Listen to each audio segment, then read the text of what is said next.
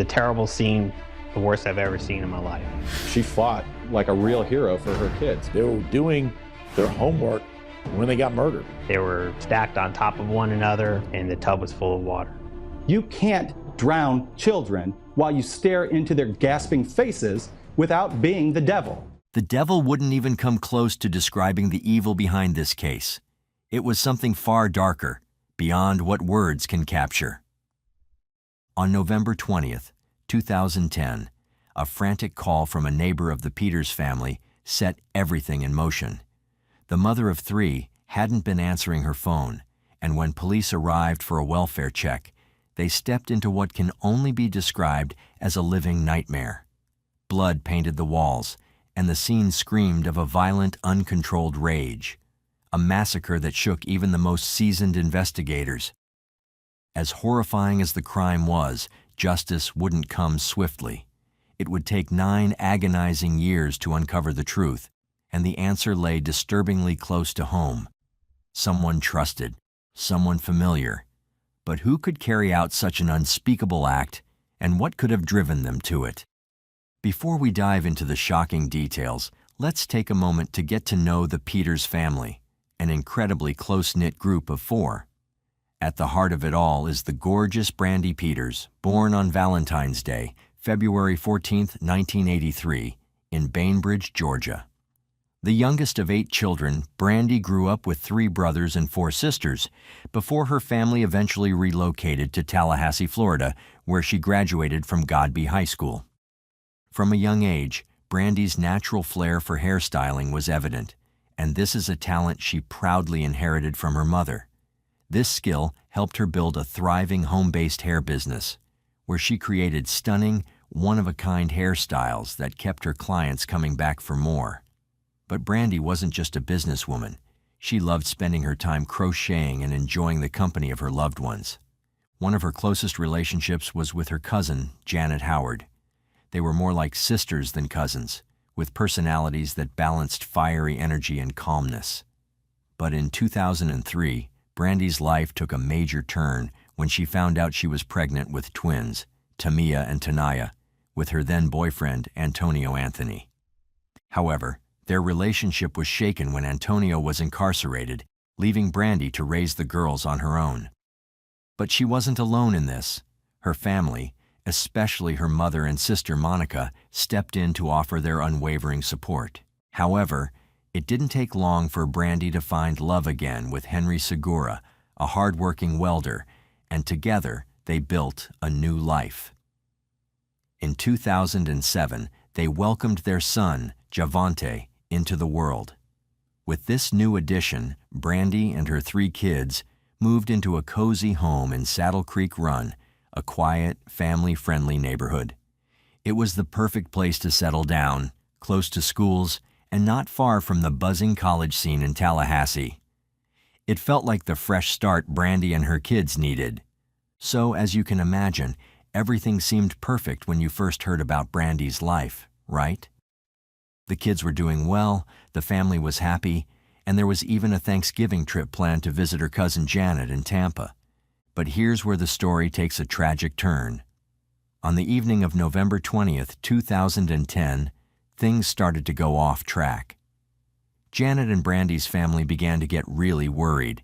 Brandy hadn't picked up her phone, and that wasn't like her at all. As a home-based hairstylist, staying connected with clients was pretty much a must. Picking up the phone wasn't even optional. After multiple attempts to reach her and getting no answer, her family decided it was time to take action. They called the police for a welfare check, hoping to get some answers about what was going on. But what they uncovered would change everything in a way no one was prepared for. Tonight, breaking news out of northern Florida. A mother and her young children were found killed at a violent crime scene. Now homicide detectives are looking for whoever might have had a reason to harm them. Tallahassee police say the 4 were murdered at a home on Saddle Creek Run Road. Police say the children are 6-year-old twins and a 3-year-old boy.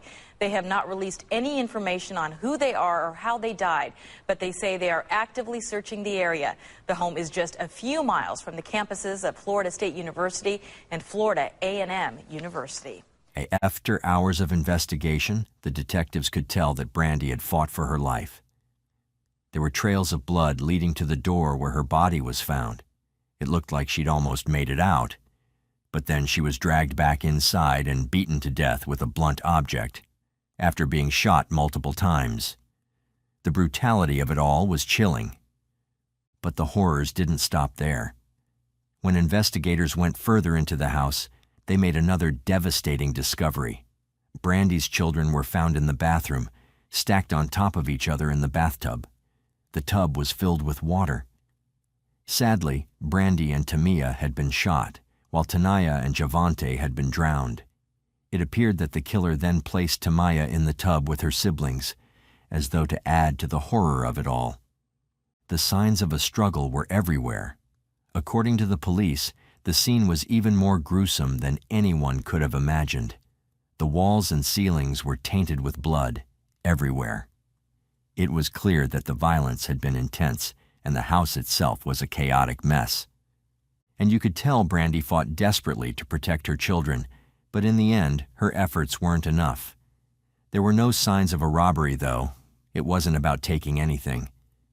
Brandy didn't have much to steal, and the door wasn't even broken down. In fact, it was locked when the police arrived, making it seem like the attack had been carefully planned, carried out swiftly in the evening, likely just hours before they were discovered. The children had been wearing their pajamas, with their homework still out, suggesting they were just about to settle down for the night. They had no idea that someone, perhaps even more than one person, had slipped into their home. And to make things even worse, the phone had been ripped off the wall, its cord severed. It was as though the killer had taken every step to ensure that no one could call for help. It wasn't just a random act of violence. This was a carefully calculated, horrific plan. By the way, I post true crime and new cases here every day. So if that sounds like your kind of thing, please consider subscribing. It helps a lot. Now, if you're wondering who could orchestrate something so brutal, well, let's break it down. As mentioned, there were no signs of forced entry, meaning this was undoubtedly a personal attack. The family likely knew the killer, someone they trusted, or at least didn't see as a threat. One person who was closely connected to the family was Henry Segura, the father of little Javante. He was interviewed and spoke with authorities the very day the bodies were found, and his role in all this would soon become a key part of the investigation. And Javante is your child? As it turns out, things weren't all rainbows and sunshine for Henry and Brandy after they met. At the time, Henry was already married to someone else, and his relationship with Brandy was more of a fling, until she got pregnant. However, when the investigation turned to him, Henry had an alibi. He was interviewed, and he claimed that at the time of the murders, he was at home with his wife. His cell phone records supported this claim, and his wife confirmed his story. When questioned further, Henry described Brandy as spunky, sweet, and cool, saying they didn't have any bad blood between them. He seemed to paint the picture of a relationship that was friendly and casual, which only made the whole situation more perplexing. Tell me about Brandy. What kind of person is she? Spunky. Okay. She's down to earth. She's real sweet. She's a cool person. During this same interview, Henry did something that seemed to further distance him from suspicion. He asked the detective how his son, Javante, had been killed. To many, this question felt like the action of someone who wasn't guilty. Henry also shared how he and Brandy met, saying it happened about 4 years earlier at a gas station in Tallahassee. At that time, Henry admitted that his wife didn't know about their relationship, but according to him, Brandy didn't seem to mind that he was married. You immediately started dating one another, or did she know you were married? Yeah. She had no problems with that? What about your wife, Malika? Does she know about... Yeah, eventually. Okay, eventually. However, other sources painted a slightly different picture. At the time of their fling, Henry and his wife were reportedly on bad terms and not even living together. This complicated dynamic made it seem like Brandy wasn't necessarily stepping into a happy marriage, but rather a messy situation where lines were already blurred. But here's where things take a twist. During the interview, the detective noticed something odd. There were slight scratch marks on Henry's pinky finger. This raised immediate red flags. The officer asked Henry if he'd be willing to show more of his body, and upon inspection, there were additional red marks. When officers questioned Henry about the marks on his body, he had an explanation ready. He claimed they were from a gang fight in Tallahassee, adding that he had even been shot in the stomach during the incident. To further prove he had nothing to hide, Henry confidently volunteered his DNA for testing. His calm demeanor and willingness to cooperate seemed to steer suspicion away from him. But there was one detail that couldn't be ignored. Henry admitted he had doubts about being Javante's biological father. He explained that he was skeptical about whether Javante was truly his son, and even mentioned being under a court order to pay child support. Despite this, Henry insisted that his relationship with Brandy was nothing but positive. He described her as a caring mother and claimed they had always been on good terms, with no animosity between them. And according to him, on the day of the murder, he was nowhere near Brandy's house. He firmly insisted that he hadn't been there at all. However, he did admit to visiting Brandy just 2 days before the horrific incident. He claimed that was the last time he had any contact with her, standing by his story with unwavering confidence. Still, those doubts about Javante's paternity couldn't be overlooked. Was it possible that frustration over child support or lingering uncertainty had caused tension beneath the surface?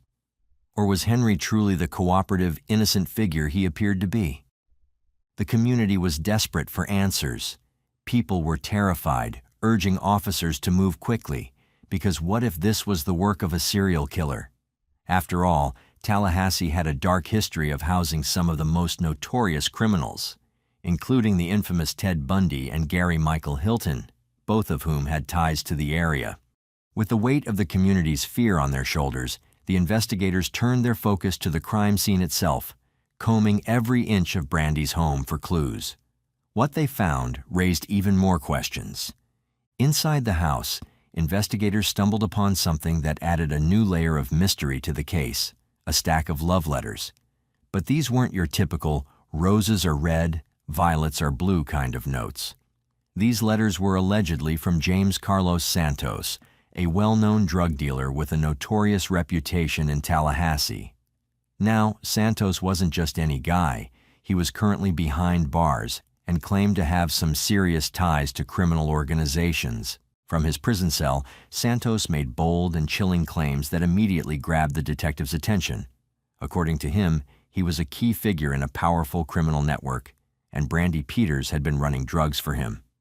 But here's where things took a darker turn. Santos alleged that Brandy had been skimming cocaine from his operation, and once he discovered this betrayal, he claimed to have ordered her and her entire family to be killed. And Santos didn't stop there. He had receipts, or so he claimed.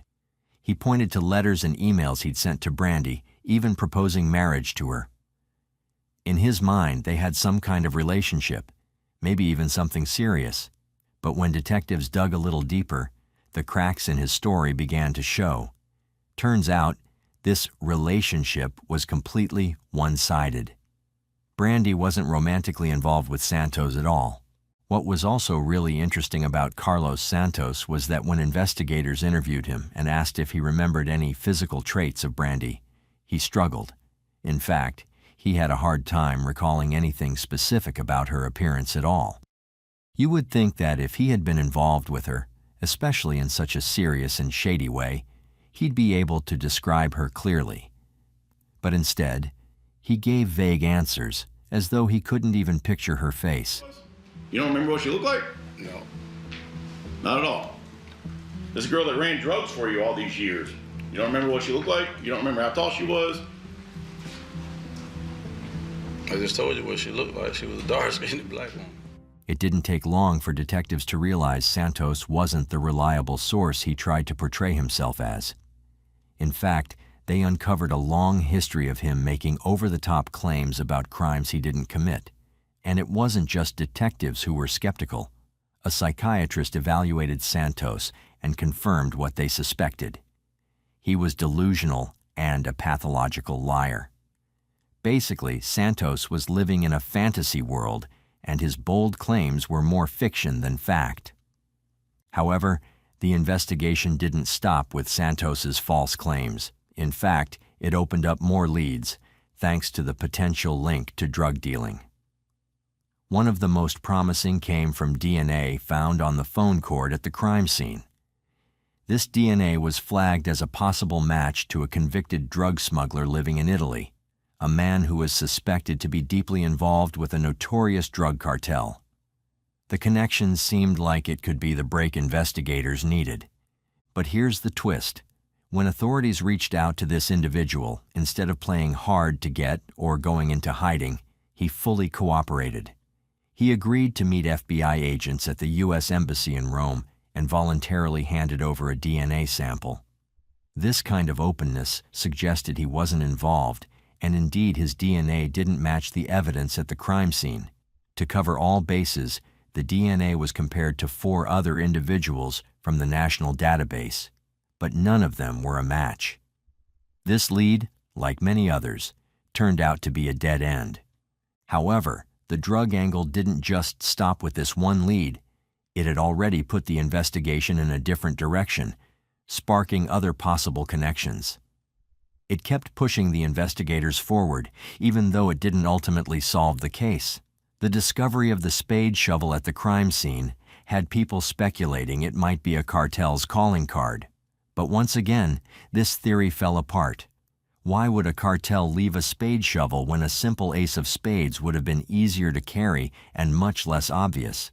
Another thing that had the detectives so confused about this case was that there was another informant who came forward, claiming that he was involved in the murders. This informant, Gregory Washington, told the police that Demario Paramore had confessed to him that he, along with someone named Haywood Griffin, had carried out the brutal killings. But Griffin quickly denied any involvement, and the police didn't push the investigation into Paramore any further. Prosecutors argued that the conversation didn't actually qualify as a confession, so they dismissed it. But this wasn't the only wild theory. A lot of the so-called jailhouse snitches came forward with their own claims about the case, but many of them were suspected of just trying to cut deals to get their sentences reduced. In fact, one even admitted to asking for a lighter sentence in exchange for his tips. With the cartel hit theory and the claims from jailhouse snitches pretty much squashed and no solid leads coming from the drug connection, the investigation shifted its focus back to the suspects who were much closer to the victims. The father of the twin girls, Timaya and Tanaya, was briefly considered as a suspect in the case. However, given that he was incarcerated at the time of the murders, authorities quickly ruled him out. Multiple sources did reveal, though, that he was devastated by the news of the killings, even though he hadn't been able to form many memories with the twins due to his situation. It was clear that he wasn't involved, but the heartbreak was still there. That left only one remaining suspect who had both the motive and opportunity: Henry Segura. He was actually interviewed again 10 days after the murders, and this time the prosecutors were determined to push him until he cracked. It turns out that Henry owed Brandy a massive $20,000 in unpaid child support. According to the detectives, the only way Henry could see to get out of this financial mess was either to go to jail for not paying or to eliminate the problem altogether. And in his mind, that meant getting rid of Brandy and Javante. The prosecution's theory was chilling. If Brandy died, Henry wouldn't have to worry about paying child support for their son, Javante. However, if Javante had been the one to die instead of Brandy, Henry would still be stuck with the child support payments. So, in Henry's twisted logic, Brandy and the child had to go. And according to the prosecutors, the two twin girls were just in the wrong place at the wrong time. The girls were supposed to be at their grandmother's house, but when Henry showed up at the house, they became part of the tragic scene. They were innocent victims of Henry's brutal plan. In the second round of questioning, Henry really started to lose his cool. When the detectives told him they had spoken with some of his girlfriends to dig into his background, he got furious. It was as if he knew the walls were closing in on him and he was starting to panic. Now, you might remember that Henry had previously used his phone to prove that he was home on the day of the murders. But what he didn't tell the detectives was that he had another phone, one that he didn't mention at all. At first, Henry lied and said he wasn't anywhere near Brandy's house that day. But when the investigators uncovered the secret phone, the GPS data from that phone put him right at the crime scene. That was a game changer. The evidence was there, and it couldn't be ignored. So Henry finally changed his story. He admitted that he had been at Brandy's house that day, but here's where things get even weirder. He claimed that he wasn't there to kill her. Instead, he said he was there to have sex with her, and he didn't want to admit it at first because he was afraid his wife would find out. You were there Friday. Okay. I was at her house Friday. You were there Friday. How you figure this? Okay. I'm telling you, you were there Friday. Okay. You can't think that when something like this happens, that they're not going to find evidence. Okay. You can't think that. After that intense interview, Henry Segura was officially labeled as the prime suspect in the murder of Brandy Peters and her 3 children. But as expected, he wasn't going to go down without a fight. Henry quickly hired a top-notch lawyer who was more than capable of trying to spin the story in his favor. And it wasn't until a year later that Henry was finally arrested after fleeing to LeSueur County, Minnesota, following the murders. It took a year because the investigation had hit several dead ends, including the whole drug cartel theory, which ultimately led to nothing. When the trial finally kicked off, Henry's defense team tried to argue that the lack of his DNA at the crime scene was solid proof that he wasn't involved in the murders. They even claimed that he had just been there for a casual visit with Brandy, nothing more, nothing sinister. When Henry was asked why he had lied to the police during his initial interviews, he simply said, "And yet you're asking this jury to believe everything you have to say today." Yes, because in the process of me lying and doing all these lying, I had a whole lot of time to sit down and think about all the mistakes I made, all the kids I had outside of my marriage, and I've learned how to right my wrongs. The case quickly took a turn when Kelsey Kennard, Henry's former cellmate in an Oklahoma jail, came forward to testify. Kennard shocked everyone by revealing that Henry had confessed to him back in 2011. According to Kennard, Henry had gone into disturbing detail about the murders, about how he killed Brandy and her 2 daughters. Despite this bombshell testimony and all the mounting evidence, the jury just couldn't reach a consensus. After hours of deliberation, the jury ended up in a deadlock with an 8-4 vote in favor of acquittal. With no unanimous decision, the judge had no choice but to declare a mistrial in 2017. The last trial took place in November of 2019, nearly a decade after the horrific murders. Henry Segura was finally sentenced to life in prison without the possibility of parole. During the trial, the defense tried to argue that a drug cartel was behind the killings, but the jury wasn't convinced. Despite Segura's insistence on his innocence, the evidence against him was overwhelming. His DNA was found at the crime scene, and his statements kept changing. All of this pointed to him being the killer. As for Henry, he didn't show much emotion. He quietly spoke with his lawyer and nodded to his family. But one of his family members couldn't keep it together and screamed in the courtroom. She was quickly escorted out by bailiffs who threatened to arrest her. It's chilling to think it took so many years before justice was finally served, and all we can do now is hope that Brandy and her kids are at peace. But what do you think? Was it really all about child support, or was there something more going on behind the scenes? Maybe the cartel theory wasn't as far-fetched as it seemed? Let me know your thoughts in the comments below. I'm dying to hear what you think.